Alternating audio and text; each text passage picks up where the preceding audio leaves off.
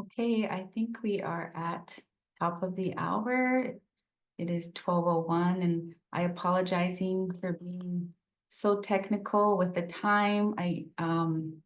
We usually aren't, I usually run on Indian time, so I but we have a really great lineup for you all today, and so we don't want to waste any moments together because I'm just so excited that you all are here. We have a lot of information to share. But first, I'll say my brief greeting and then I will pass on the mic. Madakiapi chante washte nape chiuzapi iishkian wachian kapik deye. Hello, relatives. It's good to see you all. I greet you all with a heartfelt handshake. My name is Deidre Whiteman. I am the Director of Research and Education, and again, welcome you all today. Before we get started, I would like to introduce you to our Deputy Director, Samuel Torres, who will speak about our bill, SB 1723. Dr. Samuel Torres. Tasukamati Welmiak, Deidre, thank you for opening us up today. Nano toka Samuel ni Meshika iwan ni Nawa, Nanehwali Los Angeles, iwan El Paso, Juarez, iwan Zacatecas, Ninamiashkan, Imnisha, Ska, Dakota Makoche. It is good to be with you all, relatives. My name is Sam Torres. I'm the Deputy Chief Executive Officer for NABS, and it's an honor to be in this space with you all today. I am Mexica and Nahua, indigenous Mexican. My family originates from Zacatecas, Mexico. I was born and raised in California, where much of my relatives currently reside, and I live in the Twin Cities of Minnesota, St. Paul, Minnesota, Amnesia, Ska, the original lands of the Dakota and Anishinaabe. So I am honored to be able to share a few words, just a couple of moments before we bring in some really incredible discussions and speakers to this space. So I'm grateful for you all joining us today. But I just want to give a brief update on our legislative efforts to create a multi-year, a 6-year commission on Indian boarding schools to examine the location of burials that are known and unknown, to locate church and government records, to basically establish a full inquiry into the assimilative policies of the U.S. Indian federal boarding school policy, to gather knowledge from subject matter experts, and of course to provide a final report once that gathering process has been completed, to create a series of recommendations somewhat similar to what we have seen in the Canadian Truth and Reconciliation Commission report and subsequent 94 calls to action when that was released in 2015. So we have 2 bills currently in Congress right now. In the Senate, it's Senate Bill 1723 and House Resolution 7227. Fortunately, on the Senate side, we have already had this bill passed out of committee, and it is ready to be held on the Senate floor for a vote. That is currently being held up, though, knowing that the House of Representatives have still need to hold a hearing, and in the appropriate committee of jurisdiction, which at this point it looks like the House Natural Resource Committee to be the committee of jurisdiction, will need to hold a hearing, pass it out of that committee so that it can be prepared for a floor vote.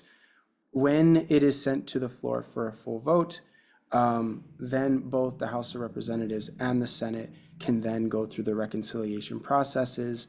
They can pass it, and then it will go to the desk of the president to sign into law. So we are further along than we have ever been in this process. In the years since this bill was initially introduced by then Congress Representative Deb Haaland, we are appreciative of all of the leadership in the House and the Senate for getting this bill to where it currently is, but we need the support and the help from all of you to contact your elected leaders to let them know that this is important, that this is a valuable piece of legislation that needs to be passed in this session. So we are grateful for all of your support in the past, and we will continue to do this work with you all. So with that, I am eager to be with you all, to listen to this discussion, to contribute to the going forward of examining truth and accountability and opening doorways for healing from the federal Indian boarding school policy and its impacts in the territories of Hawaii. So, Tlasuka Mati, I'll pass it back to you, Deidre. Wada, Samuel, I just thank you so much for the update and for giving us all guidance. I just wanted to let you all know that our research assistant, Joe Tadanapa, he will be answering any questions in the chat regarding our panel today. And then if you have any specific questions for our panelists, we are going to list their email addresses in the chat as well, just so that we can smooth through this presentation. This is a lot of information we're going to be sharing today, and so we don't want to get too much into the weeds of so many questions, because we all have questions. We all want answers as well, and so we're going to share that information with you all here. And also, if you stay the entire presentation, we will be having a raffle at the end. So please stay with us, join us, and let's all learn and share together. And then as also, let's see, where Okay, you got what you need? Okay, everything will be recorded as well. So if you do have to leave, we will be posting on our YouTube channel at a later date. And so with that, and with no further ado, I would like to introduce you to Dr. Gerry Ebalaroza-Tunnell. Aloha kakayaka, everyone. I am Dr. Gerry Ebalaroza-Tunnell. And before we get started, I wanted to invite Elijah Kalā McShane in for a blessing. So, Elijah. Aloha mai kākou, aloha mai kākou. It's good to see everybody's beautiful light on this early morning. I'm over here in Oahu, in the Hawaiian Kingdom. Actually pretty cold this morning. So I woke up, I was like, oh my God, but probably surprised, probably a lot colder in the east and the west coast where everybody is. But I'm all the way in the back of the valley, so maybe has a little bit of a comparison. But anyway, it's an honor to be here, to be with all of you ohana, to have an opportunity to expand and to learn, and to see how each of us as one ohana, as people of the earth, are all able to come together, to heal together, to learn together, to expand together, and to see how to make impacts on every part of this human experience as we possibly can as people. Historically, our people have always been resilient, empowered, educated, inspired, and now because of our day-to-day, I can absolutely see how in these next 100 years, how things are going to look completely different because of this work. And so I give honor to all of you for all being here, for all being inspired to be here, and to leave a legacy for all of your ohana, for all of your keiki, and for all of the future generations who will come after us. And so in that, I will unify all of us in breath. So each time you hear hanu, please take a deep breath, hold it at the top. When you hear ha, you may exhale. These actually 3 breaths are an expression of our 3 principles in the way of aloha. If you can repeat after me, aloha aina, aloha akua, Aloha akua. aloha kanaka. Aloha kanaka. And so these 3 principles, akako, it helps us to reconnect to one, aloha aina, a connection, an honor, a deep love to our place, to our lands, to our home, to our earth. Aloha Akua helped us to reconnect to spirit, to all of our ancestors, all the Aumakua, all the archangels, all the spiritual protectors, all of our kupuna who have come before us, who actually still have healing responsibilities over us and our ohana. And our third principle, aloha kanaka, is a connection to one another, and to heal all the relationships that that each and every one of us have and care for in our lives today. So as I unify us in breath, in between every breath, I will repeat each principle, and you can repeat after me. Here's a beautiful space and time, kako, to root and to ground and to leave everything in aspects of your work and life. As we know, everybody has a lot of things going on. So I invite you in this time to leave all of that to the side and to root into your breath, into your heart, into your mana, and to open up. And I will lead us through a little bit of a journey on how to access us and our connection to our kupuna, and to invite them into our space today. So, everybody, anu. Ha.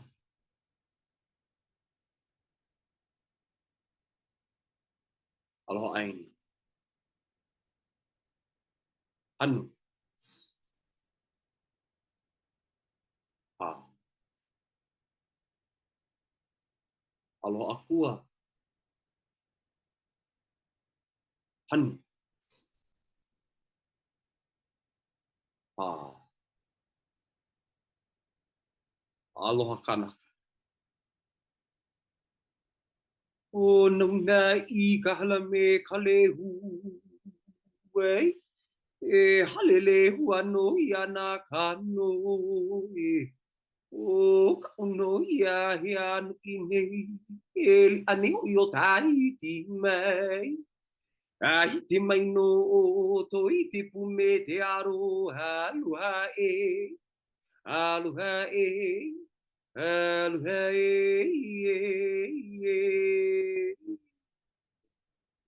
Anu. Ah. And in this space and time, kako, have your hearts open, ears open, and your eyes closed if you feel inspired. If you're at work and need to keep your eyes open to keep everybody around you safe, please keep your eyes open. And in this time, kako, I just want to have a space here to give you an invitation to speak a name of an ancestor that you want to bring forth into the space today. As we expand and we grow and we come together to learn as one ohana, it is important to always realize that it is not only us who is present here today. It is all of our kupuna who have come before us. And yet in this time, I want to invite you to speak, to really speak a name of one specific kupuna who is able to aid in this path and journey of learning, of wisdom, of connection, and the uplifting of our communities around the world. Our kuleana, our highest honor and responsibility in this time. You may speak, whoever this kupuna's name is, you may speak their name in 3, 2, 1.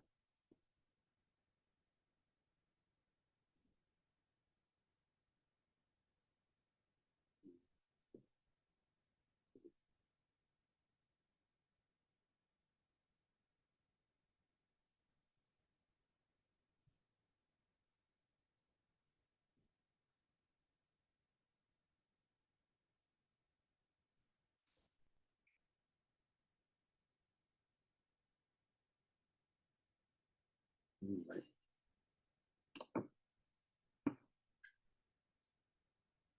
And in this time, kako, I just want to invite you to have your hands open to receive in these two oli in So in this first oli, it's going to be called Ekiakua. And this one is a pule, it's a prayer of all tiers of the Akua, of the spirit realm, all the way to Akua Io, or Kiakua, the one spirit and one God within all things. And then it goes to each of the embodiments of the Akua, all the Kini Akua who is expressed in our environment, all of the expressions of the spirit and deity in all aspects of life, to our Aumakua, all the protectors and the guides, each of our Kupuna, all the ancestors who have come before us, each of the Ali'i, all the chiefs, all the people of leadership in our communities, all the Kahuna, all the priests and people a part of our spiritual council and experts in intelligence, wisdom, and knowledge, and to the people of the land, and to the Aina of Hawai'i and the islands of Hawai'i, and to all the nations who come together in love and truth. And in the ending of Kiakua, I will lead us in the Ehomai chant for wisdom and connection, and for our ancestors to lead and to guide us in this time. And so, if any of you here have an understanding of the Ehomai Oli, I want to invite you into the space as well to Oli and to pray. It is our invocation, it is our intention in this time to speak to our kupuna, to ask them to be with us and to honor them and to walk with them in this time. Han. Ha.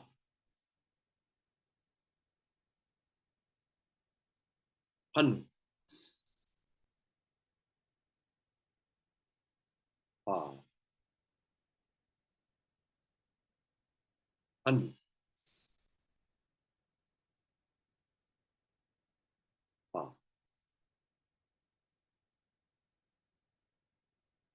Ikiakua iolai, inakua iolai, inakiniakua iolai, inaumakua iolai. Inakubuna iolai, inali iolai, inatahuna iolai, inaoiwi iolai. Ikalahu iolai, inamotu Hawai'i iolai, iolai, iolai.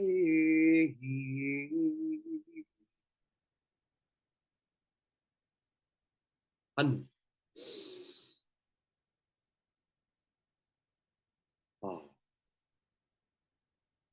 And in this space and time, Ohana, I would like to invite you to speak one word or one statement of intention of what you are calling forth to learn and to embody in this time. You may speak that intention. E kahi elua e kolu.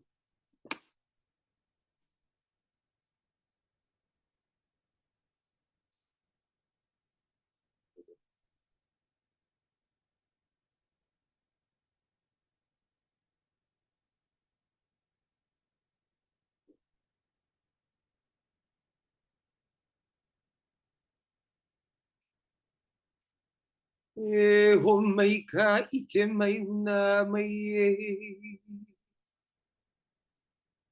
O nā mea huna no e au. O nā mele.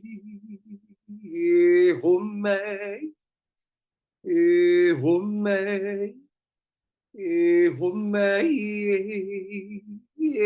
homei ha ike mai una mai o na mea una no e o na mele homei, homei, homei, homei ha ike mai una mai o na mea una no e o na mele homei, homei, homei.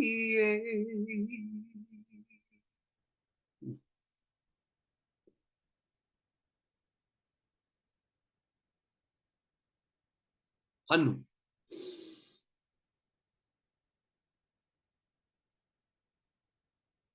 Ah. E pule ka aku, e ki akua, e na akua, na uma akua, e na kupuna, e na ali'i na ka huna, na uiwi Hawai'i ne, ka po'e o ka hunua, e na o hana, o ki ia hala wei, mahalo ki akua, no na mea a pau. Acknowledgement and honor to the spirits of the one source, to all of the embodiments and the gods and goddesses of all of our people, all of our cultures, to all the kini akua, to all the many expressions of our akua in our environment, our ecosystems, in the cosmos, on the planet, all of our ohana in plant form and in animal form, in human form, in spirit form, to all of our ancestors, to all the chiefs, all the priests, and to all the people of the land. We just acknowledge you for all that has been given, to all the wisdom, to our connection, and in having an opportunity for us to come together today to love, to learn, and to express our aloha in this space. And for all of our presenters today, we just mahalo you kia kua for all of their ancestors being present, speaking through them in love, in mana, and in the intention of enlightenment, in education and empowerment for all people who are present here today and for all the ones who will see this in the future. We just mahalo you kia kua for just allowing all of us to come here together and to align our paths in one canoe, in one path into the future, to create a world, a planet, a people who are unified in aloha, in pono, and in the spirit of unity for all of our people of the earth, to heal and to ground and to empower our children to be all they can be, all they are, and to actualize all of their potential and mana in their lifetime. We give you all of this in the beautiful name of Hawai'i, our breath, all the living waters of the earth, and to the spirit of the source who lives within us and within all things around. In the acknowledgement of Hawai'i, and to our people we pray. And we all say, Eola, Eola. And 3 claps, 1, 2, 3. It is confirmed, and with our hands and our hearts, have us all take a bow to each and every one of us, to our akua, to our kupuna, and to the ones who are with us today. It is an honor to be with all of you, and I look forward to seeing all of us empowered into action to make a difference for all future humanity and for humanity today. I appreciate all the good work, all the good mana. It is an honor to be here in the presence of all of you, ohana. And peace, love, and aloha to all of you and your ohana. Mahalo, mahalo, brother. Aloha, everyone. I'd like to take into account that we have a pretty amazing session today. And so I'd like to go ahead and introduce Dr. Maile Arvin, who is a professor of history and gender studies at the University of Utah. She's a Native Hawaiian feminist scholar who works on issues of race, gender, science, and colonialism in Hawaii, and the broader Pacific. At the University of Utah, Dr. Arvin is part of the leadership of Pacific Island Studies Initiative, which was awarded a Mellon Foundation grant to support ongoing efforts to develop Pacific Island studies, curriculum programming, and student recruitment and support.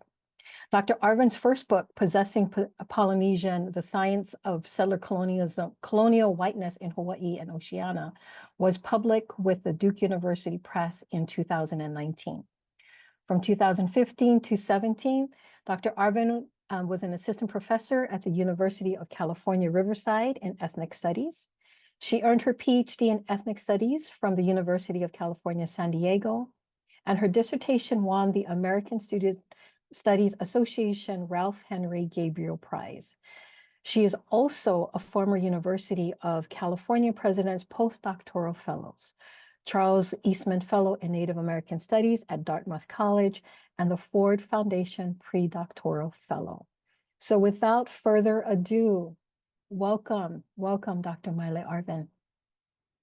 Well, mahalo nui loa to everyone, Deidre, Elijah, Gerry, and everyone who's made this gathering possible. Thanks so much, Elijah, for your really beautiful and grounding opening for all of us. I think you all know that we're here in part to talk about a really heavy history. So I think the kinds of prayer and grounding that you offered us is just so essential. So mahalo nui. O Maile Arvin ko'i noa, no kene kuke mai au, no waimanalo ko'u ohana, o Lilia ka'ehu kai mahi owo ku'u tutu wahine. Noho au ma ka'aina o na go shoot, Ute, Paiute, and Shoshone peoples. Mahalo nui loa. I just introduced myself in Hawaiian. My name's Maile Arvin. I was born in Kentucky. In Hawaiian introductions, it's important to say kind of precisely where you were born. So I was born in Kentucky. But my family is from Waimanalo. It's a small town on the windward side of the island of Oahu. And I offered my grandmother's name, my tutu's name was Lillian or Lilia Ka'ehukai Mahi Owo. And she's the name that I said when Elijah invited us to share an ancestor's name, because I came to this research in part because of her. She worked at what was the girls' school, which at a kind of a later point than what I'm researching, but so she worked there in the 60s and 70s. And today that facility is known as the Hawaii Youth Correctional Facility. And when she worked there, it was called Ko'olau Girls' Home. But even before that, it was called the Kawailoa Training School for Girls. And so, I think I grew up hearing stories from my mom and my aunties and uncles about her stories from this school. And that's part of the way that I got interested in, well, what was that school? Like what, when did it start? What was it doing? And that's partly how I came to do this research. And so that I do have probably too many slides to like fully share everything with you all today, but I start, so this is the working title for my research project, Nale Poina Ole, Confronting Histories of Child Institutionalization in Hawaii. And that title, the Nale Poina Ole, translates roughly to Beloved Children Never Forgotten. And that title comes from this Olelo no Eau, or wise saying, Hele Poina Ole Kekeiki, or a child is a lay never forgotten, which invokes, as folks may or may not know, so leis are the flower garlands that are a really important cultural protocol and art and tradition in Hawaiian communities. And so by associating children, there's a long history of associating children with flowers, but also lei. And the image really strongly evokes like a child kind of cradling a child in your arms, or a child kind of hanging around a parent's neck as like a lei. And so this Olelo no Eau, it really helps ground me as I'm doing this work. It reminds me that just how precious children are, and how deeply Hawaiians have understood that, like forever, right? That like it's deeply, deeply embedded in our cosmologies and our understandings of the world and our role in it, that children are precious, and that children are beloved. And it's important for me, this might sound quite obvious to many people, but this is a really important thing to ground myself in, because a lot of the research that I do, I have to look through archival documents that were written by white administrators of these institutions. And again, kind of the rationale that's given by those administrators or by social scientists from the University of Hawaii, or just kind of other like public figures, is that Hawaiians were not, in their eyes, fit to be parents, that Hawaiians were, generally backwards, uncivilized, that many of their traditional practices of raising children in ways that didn't fit a white Western nuclear family model were really pathologized and stigmatized and criminalized.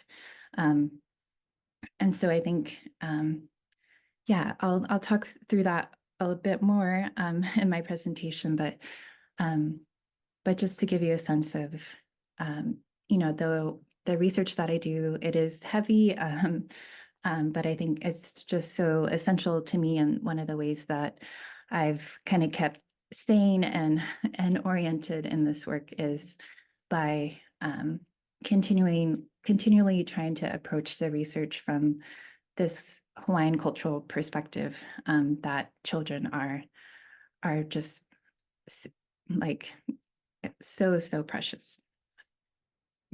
And so, yeah, again, there's a lot to say that I won't be able to totally get into today, but I think probably one of the things that folks coming to this webinar might be particularly interested in is like, why are there Hawaiian schools named in the federal report on federal Indian boarding schools?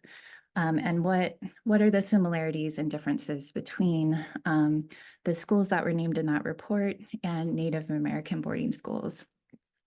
And I think, the answer is complicated in many different ways, but I think and I'll talk through more of the similarities, because there are many similarities, especially in just kind of the overall like intention of these institutions to assimilate Native Hawaiian children into white cultural norms is very, very similar. But I think from the outset, it's important to know that there are two major differences in the Hawaiian context. So, and so the schools that I look at, which these are the institutions and schools that I look at in my own research. And most of these were named in the federal investigative report, including Keone'ula Reformatory, the Waile'e Industrial School for Boys, which also at different times was called Waile'e Training School for Boys, and later the Ko'olau Boys Home. Dr. Maile, sorry for the Yeah. interruption. We don't see the slides. Oh, really? Oh, okay. Let's see. There you go. Okay, sorry. So thank you. It's okay. Okay. Yes. So yeah, these are the institutions that I'm researching, and kind of all of these except for the Waimano Home for the Feeble-Minded were named in the federal report. I include this one. I think it actually fits all the requirements of the federal report, and so anyway, but I include it in this list because a lot of the children that were at the training school for girls or training school for boys would often be transferred to Waimano Home based on the results of IQ tests that they were given at the training schools or other kinds of psychological tests, or kind of generally if they were kind of being seen as like too difficult to deal with at the training schools, they could be sent on to Waimano Home. But yeah, in the longer federal report, there are 3 other institutions that are named and 2 forestry camps. So the other ones also include Kamehameha Schools, Lahaina Luna, and Hilo Boarding School. And I don't look at those in my research, in part because I started this research before the federal report came out, but also because I think those 3 schools have a lot of differences between the schools that I'm studying, and I think as much as the schools like Kamehameha and Hilo Boarding School, they were also engaged in assimilatory projects, but they were also relatively privileged schools. So children, parents decided to send their children to Kamehameha schools. Parents did not decide to send their children to the schools that I'm studying for the most part. The children that were sent to the schools that I'm studying were sentenced there by a court. And so that's one of the major differences in the Hawaiian context, is that like Native Hawaiian children weren't kind of targeted wholesale and kind of rounded up indiscriminately and placed in these institutions, but basically for the ones that I'm studying, only those who had technically committed a crime and been charged with a crime were sent to these places. So they had to have been deemed delinquent, and these are all the language that was used at the time. They were deemed delinquent, wayward, immoral, or feeble-minded by a court, which had the authority to then institutionalize the children by sending them to one of these sites for, usually at least a year at a time, and sometimes for multiple years. And so I think that's one of the particularities in the Hawaiian context. Another one is that though Native Hawaiian children consistently made up a really disproportionate majority of all the children that were at these places, they were actually not the only racial group that was detained. So Asian and other non-white immigrant groups in Hawaii were also confined to these institutions, including children from Chinese, Japanese, Korean, Filipino, and Puerto Rican communities. And occasionally white children were sent to these institutions too, but from the research that I've done so far, it was much rarer to see white children listed in the records of these institutions. Yes. And just to give folks, if you're not familiar with Hawaiian history, I just wanted to give you like a really short kind of context for like the place that these institutions are playing in the longer kind of history of the Hawaiian Kingdom and the Hawaiian Islands. So yeah, in 1810, the Hawaiian Islands are united under Kamehameha I. Prior to that, kind of the 8 major islands are kind of ruled by their own chiefs. But from 1810 is when we can kind of talk about Hawaii as a unified polity or nation. And then it's in 1820 that the first foreign missionaries from New England arrive in Hawaii. Soon after that, they create a written language for Hawaiian. And by 1840, the Hawaiian Kingdom has a written constitution. And then we kind of get into kind of more specifics about this history, about the institutions and schools, right? So also around 1840 is when the sugar plantations start, like large scale sugar plantations start in the 1840s, 50s, 60s. And so in 1850, the Hawaiian Kingdom passes this Masters and Servants Act, which authorizes two new forms of contract labor. One is foreign adult workers, and that's when Hawaii starts to get immigrant labor from China, Japan, many other parts of Asia and Europe. And I think a lot has been written in scholarship about those kind of waves of immigration. But I think it's kind of gone overlooked that the second part of that act is that, it also authorized the indentureship of children also to work largely on plantations or in kind of trades that are also kind of developing in urban Honolulu. And so, yeah, let's see. So it's, and I put on here also that there's a prison that opens on Oahu in 1857 to also point out that, institutions of this kind where people are kept for long periods of time is also a really new thing in the Hawaiian Kingdom, right? It's not that there weren't like penalties or punishments or discipline before, but the idea of keeping someone in a prison is relatively new at this time.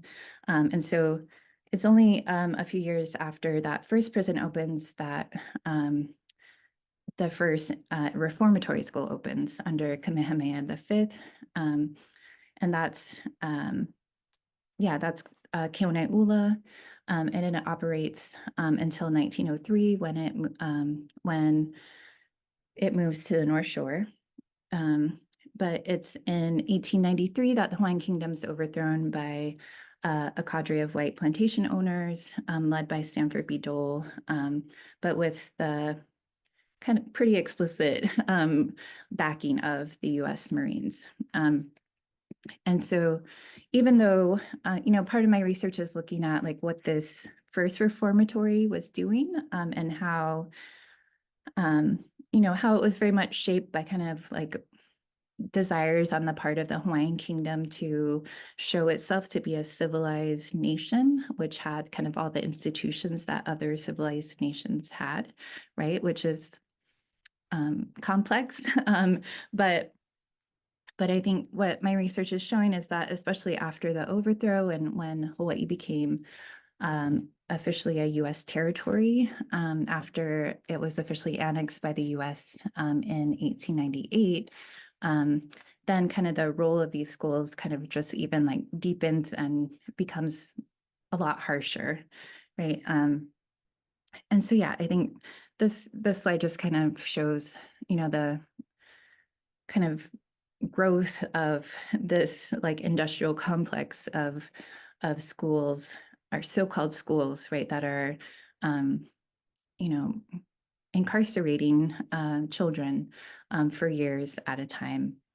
And so my research, it really stems from 1865 when that first reformatory opens through like a few years after Hawaii becomes a state in 1959. And so some of the research questions that I have in my work, I list here.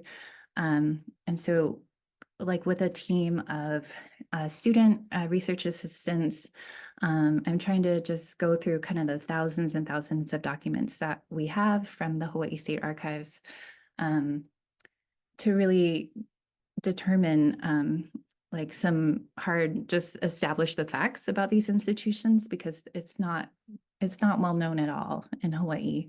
And I think maybe that's another key difference between in the Hawaiian context, is that there's not a lot of public awareness or knowledge about the histories of these schools in Hawaii. And so I think I'm hoping that my research can help raise awareness and just do some basic establishing of facts, right? So we're interested in how many children were sent to these institutions. And like our preliminary research suggests, there was 100 to 200 children in these institutions at any one time. And we've been compiling a list of the names of the children that that we've found in the documents. And so far we have about, I think it's up to 1,200 names. But we know that that's likely just, a really small proportion of the actual number of children who are at these places. We want to determine more precisely like what the racial demographics were in different periods. Again, from everything we've seen, Native Hawaiians are really dramatically overrepresented in these institutions compared to, the actual makeup of Hawaii's population. But we'd like to do some like data visualization of things like that to better kind of tell people those facts. We're trying to determine too kind of what, how old the children were and like how many children were of like certain ages. It seems like generally they were teenagers, but they could be sent to these institutions as early as age 8. And let's see. Yeah, I think we're also just really interested more in like what were the legal mechanisms, the courts, the charges that allowed these children to get institutionalized, like what kind of crimes would qualify a child to get institutionalized, and of course just what actually happened inside the institutions regarding things like discipline, abuse, education. And of course, like the broader significance that we feel this research has is trying to determine what role these institutions played in colonialism in Hawaii, including the kinds of forced assimilation practices that were part of it. But I think I'm particularly interested in the way that these institutions really forced changes to practices of ohana, or family, and things like hanai, which is like one form of open adoption that's still widely practiced in Hawaii, where family members or close friends who are not necessarily the biological parents of a child raise children. And that practice at certain points in the early 1900s, hanai was seen as very backwards, and like white progressive reformers claimed that hanai like confused children, and so some children, even if they were in a caring family, just because their main caretakers weren't their biological parents, they could also get sent to these institutions. And yeah, I think, relatedly, we're interested in what forms of intergenerational trauma continue to exist because of this history, how we can raise awareness about this history in culturally appropriate ways, and what forms of intergenerational healing can this research help promote, and very much in collaboration with community. Yeah, and the rest of my slides are kind of just sharing bits and pieces of the primary research that we've done. So yeah, this is the act that established that first reformatory school. If you're familiar with Hawaii, this map shows where that first reform school was. So it's a little like, yeah, west of downtown Honolulu. And today it's the site of Ka'iolani Elementary School across from Kamakapili Church. But yeah, maybe I'll kind of stop talking at you after I share this letter, and then I know I'm going to have a conversation with Gerry.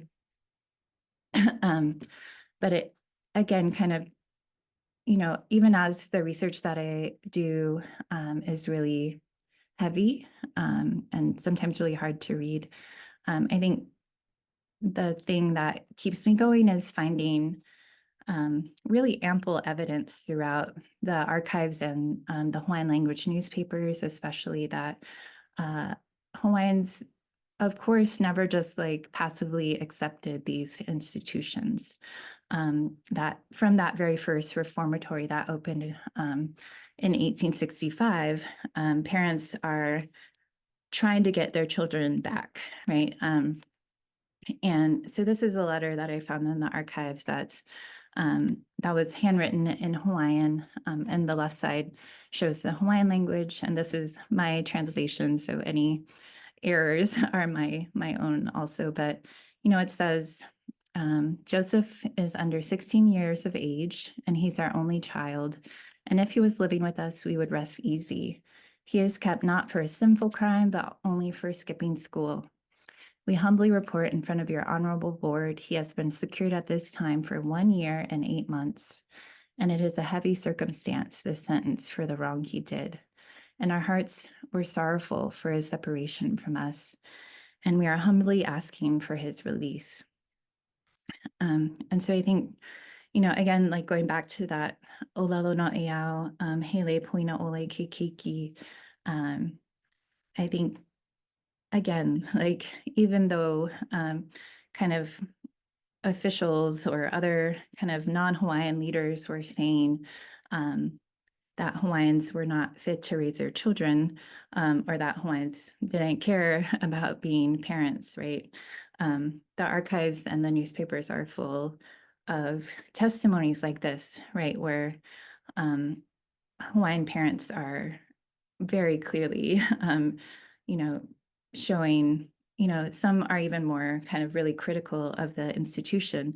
You can kind of hear in this letter, right, that they're trying not to critique the institution, but they are trying to get their child back, right? And so, yeah, maybe I'll kind of stop there and we can have more of a conversation.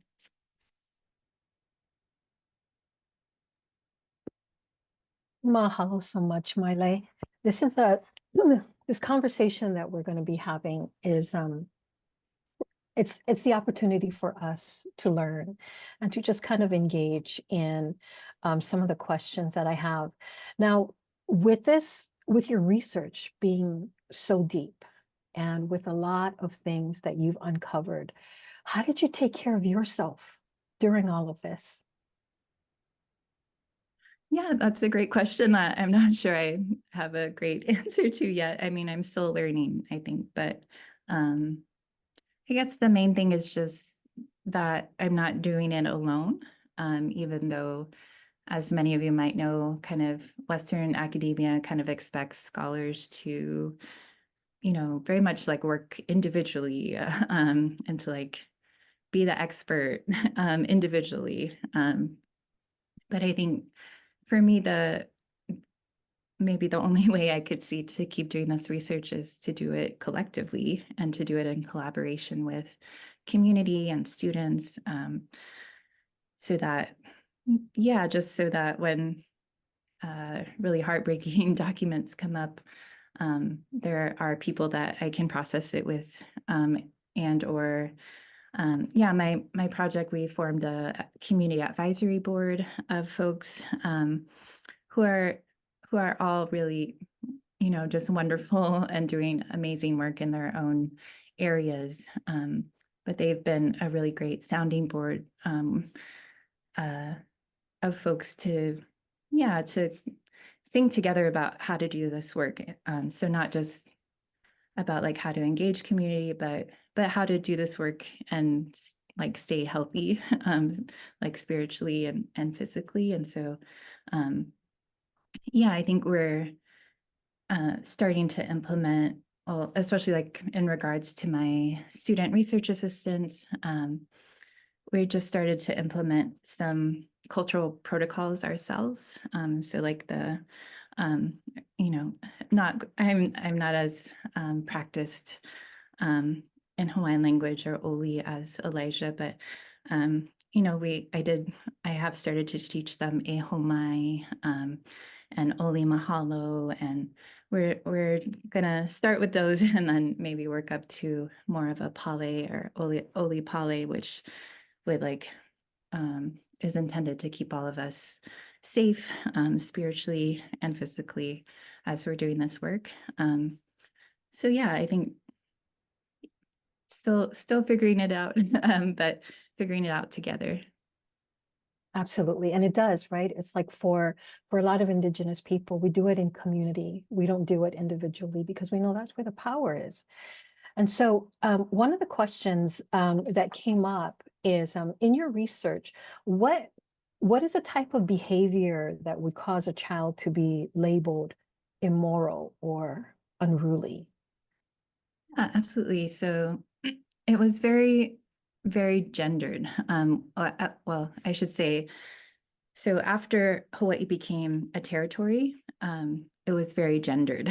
Before, in that first reformatory school, largely it was boys who were sentenced to the reformatory school. So it was gendered in that way, but girls, the few girls who got sent to the reformatory school when it was still the Hawaiian Kingdom, they got sent there for the same reasons. It was usually truancy or stealing something. But after Hawaii became a territory, boys continued to get sent to what then became the Waialae Industrial School for Boys for truancy, larceny, petty theft, and kind of similar, minor crimes like that. But for girls, this is where we see a huge change from the Hawaiian Kingdom. Girls would get sent almost always for some kind of perceived sexual crime, which at the time could be really anything from like they were seen at a party with boys to they were pregnant and not married, right? And so kind of that language of immorality as applied to girls or waywardness as applied to girls almost always signified some kind of kind of perceived violation of like white Western norms about like kind of female chastity or purity.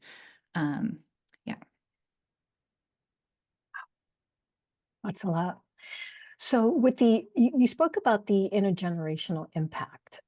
Healing from historical trauma seems like it's vital to this project. So what concrete actions can we take within the project framework to facilitate healings within families and communities? Yeah, so again, Gerry, this is something I'm still very much trying to figure out and very open to suggestions and advice from folks. But I think, again, like in the Hawaiian context, there's just not the same kind of like widespread awareness of these institutions as like compared to like the general awareness that Native Americans have about the existence and legacies of boarding schools. That's just not really present in Hawaii, at least not yet. And so I think as I've been doing this work, I've been trying to figure out the best way to, respectfully raise awareness about this history without, traumatizing people by telling them for the first time about this history. And I think, just the basic ways that I've felt I could do that is, again, like grounding it within Hawaiian cultural values and like always, centering it and trying to make clear that one of the points of the project is to really reject the racist colonial ideas that were imposed on Hawaiians, that we weren't good parents or caretakers, or that we didn't value children, and to, at every point, insist that we do and that we did. And so, yeah, and I think, I've been doing this research for a while now, but I still feel like there's so much more to do. And so I think at one point I was like, oh, I'll just like figure out the answer to all these questions and then I can approach people about it. But again, like that's not that's not really I don't think that's really appropriate or possible. Like I think I have to kind of put myself out there, at least to the extent that people know that I'm doing this research, and that and let them know that there are ways to reach out to me and the folks that I work with, if they're interested or if they have personal ties to this history. I think so far I've actually only connected with a few folks who have kind of self-identified as having ancestors that were at either the boys' school or the girls' school. And I think, it's been so great to connect with them because they do have so many questions about what these places were and why their grandmother was there or why their uncle was there, and what happened to them there. And I think, those kind of connections are so meaningful, because it really helps us understand like what do descendants and families want to know about these places, and how can we make sure that what we're doing serves that purpose. But I guess maybe more practically, to your question, also this summer will be in conjunction with the North Shore Community Land Trust, which stewards land on the North Shore of Oahu, where the boys' school used to be. We'll be having some community engagement, like meetings, where we hope to connect with people more and talk more person to person about it. And we'll kind of keep doing those kinds of things as long as it takes, I guess. I think when I first met Kavela Ferrant at the North Shore Community Land Trust, and he was kind of asking like, oh, how long do you think this research will take or this work will take? And I just, I think, academia has a very like particular schedule about things. But my answer was just, it takes as long as it takes. And I just feel like I have a deep investment in Kuleana to do this work and see it out in a good way. So yeah. And then hopefully what you do, someone else will pick it up and continue the work. Yeah. And so with these places, like you were talking about, where the boys' home and, the lands that it was on. So the project's ultimate vision of transforming these sites into nurturing places is pretty powerful. So how can it engage with landscape architects, community planners, and educators to create space that will actively foster healing and cultural renewal? Yeah, I love that question. And yeah, I like if there are landscape architects out there, please connect with us. But I think one of the things Kavela and I have been talking about at YLA is so currently there are, like I think I mentioned, there are the remains of several of the buildings that used to be part of the boys' school that are still standing in kind of various forms of disrepair at YLA. And I think if you're from Hawaii, you've almost certainly seen the ruins of one of the buildings, which later was part of the Crawford's convalescent home. So I think a lot of people know it as Crawford's. but yeah, I think so so one of those remains, it's referred to as the jailhouse. And I think we're still trying to look through the historical documents to understand what exactly happened with the jailhouse. But so the land that land is technically managed by the University of Hawaii, but they have this agreement with the North Shore Community Land Trust, which does the active caretaking of it. But the University of Hawaii has been considering demolishing or like fully removing the ruins of that so-called jailhouse, which also at times has been used as a skate park. And so I think on the part of the university, I mean, I can't speak for their intentions, but I think there's been concern that about liability with folks using that building as a skate park. And so they're tentatively planning to demolish it, but we're hoping that this summer, as we talk to folks in the community more, we could talk to them about what they would actually like to see happen with that space. And it might be appropriate to demolish that space, but even if so, like what kinds of memorials or things could be built in the place of that would acknowledge the history besides just like removing it from the site, right? And that might look like, maybe building like a halau where folks who regularly go out to the land to volunteer and do land restoration work could gather, or we've talked about the possibility of building an ahu or like a how do you say in English, like altar, I guess, like a Hawaiian, culturally specific to Hawaiians, kind of a rock altar that could be used to like maybe memorialize the boys who were kept at the boys' school. But again, it's all very much, I think we have to be guided by what community folks, from the area and or folks who have direct family ties to children who were at the boys' school. We need, it's a very basic thing. We need to understand like what they might think about plans like that.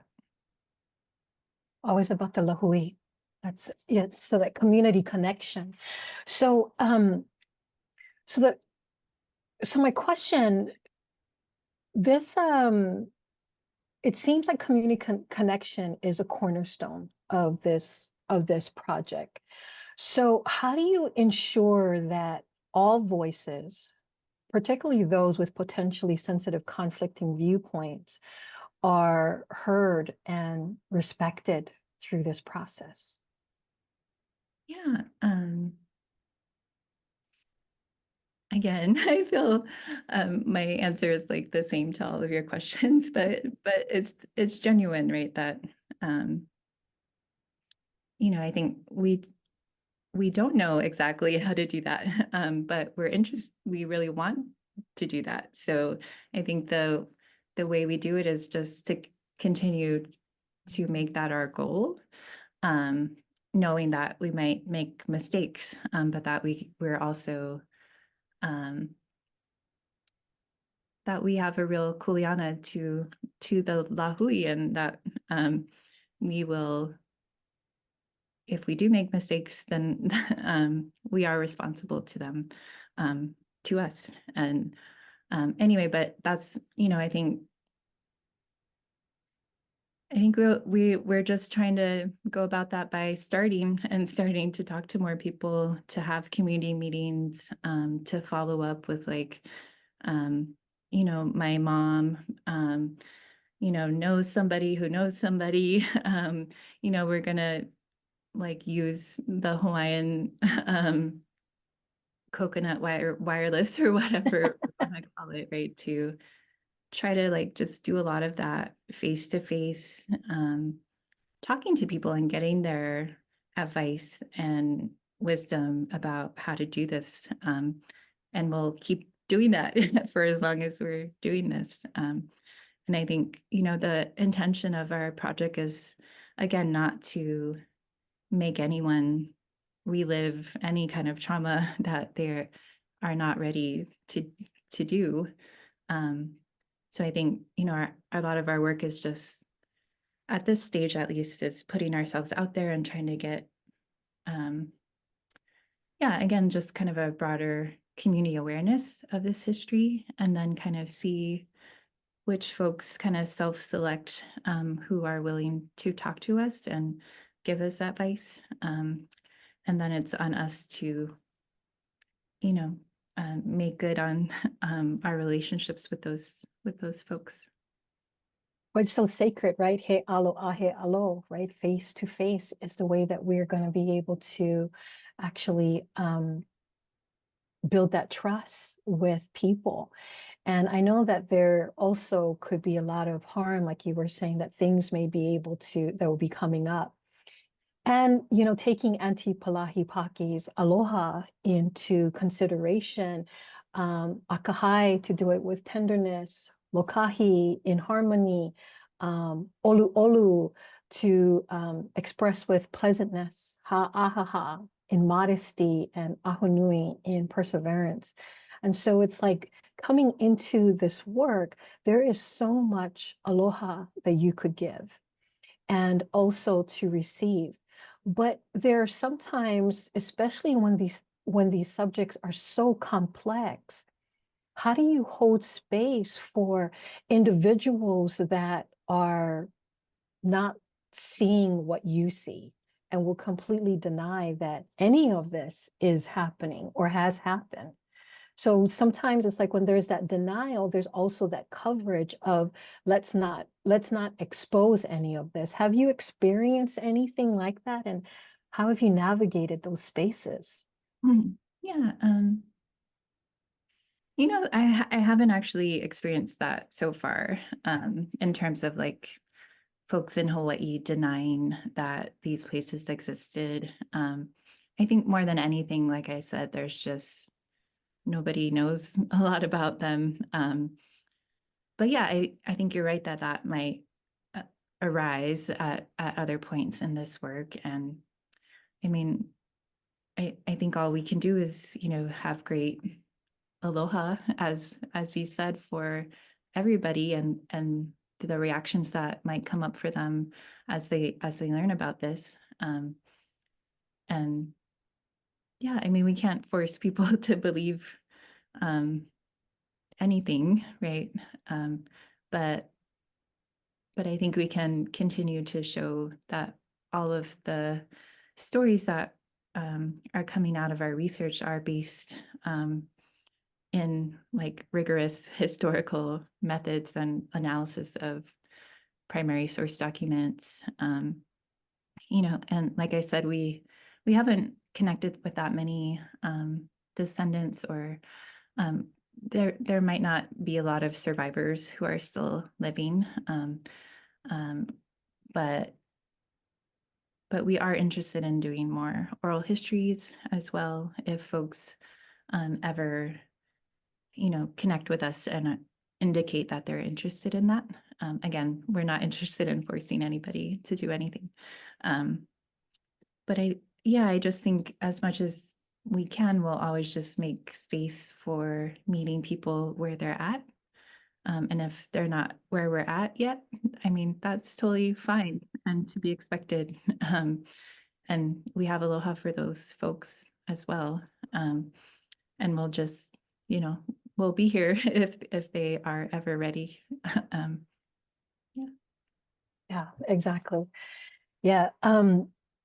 So how can we ensure this project doesn't simply become a record of historical wrongs, but a catalyst for creating a more just future for the children of Hawaii? Yeah, I think, that's such a great and important question. I mean, I think, one of the things I've thought a lot about as I do this research is just how much violence is hidden by calling these institutions schools. Because I think, we all appreciate schools to some extent, right? Education is important, especially to Hawaiian people. But I think one way that the history of these places has gone like under the radar is because they were just understood as schools. But really they were child prisons. Like that might sound like a radical thing to say, but that's, again, from the historical research, that they were prisons, right? Children were sentenced to these places. It wasn't that they went to the school and went home in the evenings, right? They had to stay there for years at a time. And sometimes their parents were not allowed to see them at all, or like only once a month or something. And so, yeah, I just think knowing that, really directly connects to contemporary issues of the over-incarceration of Native Hawaiians today in Hawaii, from youth to adult incarceration. And so I think, yeah, one of the things some of our advisory board members are helping us do is kind of think about what knowing this history better might do for changing policies about youth incarceration in Hawaii today. And again, we don't know all the answers, but I think the connections are really obvious and clear. And a lot of the like discourse and kind of racist like stigma about Hawaiians like not being good parents or not being intelligent is still very present today. And hopefully by showing the long history of those racist ideas, as well as the long history of Hawaiians combating those ideas, challenging those ideas, we can just show how just that, again, like these practices are not our own. Like it's not a Hawaiian thing to lock up a child for years at a time. So like, why are we doing that now? And how could we stop doing that? And I actually think, so Mark Kavika Patterson is on our advisory board, and he actually runs the Hawaii Youth Correctional Facility now. But he's so interesting and lovely, and to me, he seems like an abolitionist, even though he runs the juvenile detention facility. And so I think he's done a lot over the last several years to actually reduce the population there, right? And I just think we need to support people like that, and we need more and more people like that that are ensuring that our children aren't locked up for years at a time. Yeah, absolutely. I mean, it's like your, project dives into the history of child incarceration in Hawaii, and it reveals past power structures that still exist today. Yeah, I mean, just literally the same grounds and many of the same buildings that were the Kawailoa Training School for Girls is now the Hawaii Youth Correctional Facility. So that facility never closed, right? It just kind of changed jurisdictions over the years, and but in very tangible ways, these places and processes are still with us. Yeah. I know that there's quite a few individuals that want to get a hold of you, and you have over 200 people, and I'm sure you're not going to be able to answer everyone's questions. But what is the best way for individuals to get a hold of you if they have a question, or if they want to kokua, if they want to help towards this project? Yeah, so we have a website. It's nalepoinaole.com. So you can kind of follow, if you're interested in following along with our project and our research, you can follow us there. We just barely started an Instagram and a Facebook, but we hope to be building those out over the summer, but you can also find those on our website. And then, yeah, there's a contact email on our website, as well as, yeah, if you just want to email me directly, it's just my first name dot last name at utah.edu. Okay, I have one more last question. So the project's title, Hele Po'ina Ole Keiki, translates to a child is like a lay never forgotten. How can we ensure that future generations continue to remember and honor these stories? Yeah, I mean, I think that's the thing. Again, we're trying to figure out, and what one of the things that we're trying to do, and we've been applying to grants for, is to build out. So we have a website now, but it's kind of just like informational. But we'd like to make a more robust website that would maybe act as like a digital archive, and provide more public interpretation of this history to people in Hawaii. So again, that more people can be aware of it, so that more people could understand the broader historical context of these places. And kind of see the connections that are there to Native American boarding schools, as well as see some of the differences. And yeah, so I think again, I don't know the answer to your question, Gerry, but we're very much trying to figure it out. Yeah, I think, and on that front, I rely a lot on my student research assistants, who are just a lot more brilliant than I am with like digital technologies. And so one of my students that I work with is, her name's Eliana Massey, and she has a lot of really cool ideas about things we could do with a website that would kind of structure everything under like Hawaiian epistemologies about the world, and like introduce people not only to the history of these institutions, but to the lands and the mo'olelo that are associated with the lands before these institutions were there. And again, kind of, I think going back to one of your earlier questions that maybe I didn't answer, but like related to how we can support these lands like becoming places that nourish us again. Anyway, she wants to really highlight kind of traditional mo'olelo associated with the land, as well as, doing cool things like bringing in like audio recordings that would allow folks to like experience maybe in a more immersive way, like what it feels like to be on the land at Waile'e.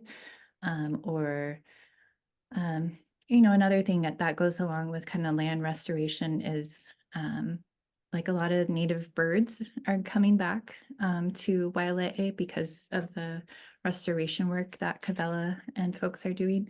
And so also kind of highlighting, kind of the rejoining of our like non-human kin coming back to that land, and kind of maybe having audio of the bird sounds, or more information about the other forms of life on that land, can also help root us into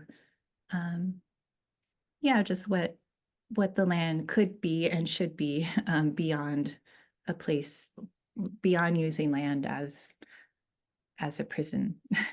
Yeah. Exactly. And I know quite a few people, it's like Elijah would be willing to help you. So it's like, contact him. He's really good. But I just wanted to thank everyone for being here. It seems like right now we stand at a crossroads. The legacy of Hawaiian boarding schools is so complex, but I believe that the future is full of possibility. And so thank you, Dr. Maile, for being here. Mahalo, everyone, for being here with us. And there's a lot of resources that's been shared. So connect with us, connect with Dr. Maile and each other, and let's work towards rewriting the narrative for future generations, so that way we can come to this place of healing and bring back the mana that should be in the land. And so thank you so much, everyone. And I will turn this back to Deidre. Wopida Tanka Chichiapie, Dr. Arvin, Dr. Gerry, Elijah. We really appreciate you all sharing your great knowledge. I learned so much. I've never been to Hawaii, and just from hearing your stories, I can tell that, you know, it's a beautiful place, and it's one to be protected. And so I just feel honored to be here in the space with you. And last but not least, again, we just want to say a big heartfelt thank you to everyone who participated, who stayed on.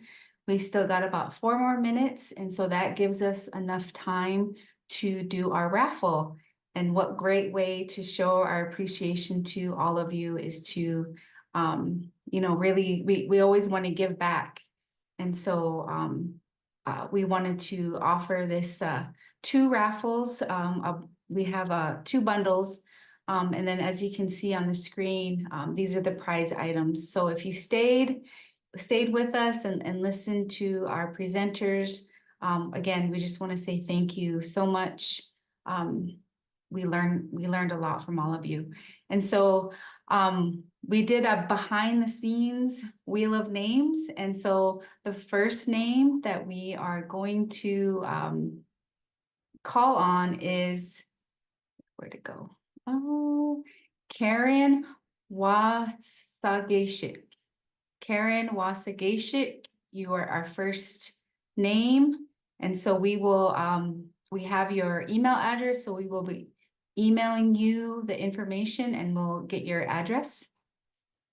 And then the second name, drum roll, just kidding. It is Ray Combs, R-A-I Combs. So we will be reaching out to both of you, Karen and Ray, for speaking or staying on with us and being a part of our presentation. So again, we will thank you to all of you. And if you have any questions, please, we have our socials linked on here. Please follow us and please email any one of us who are on the panelists today. We are happy to answer any of your questions. So with that, we will close out. Wopida.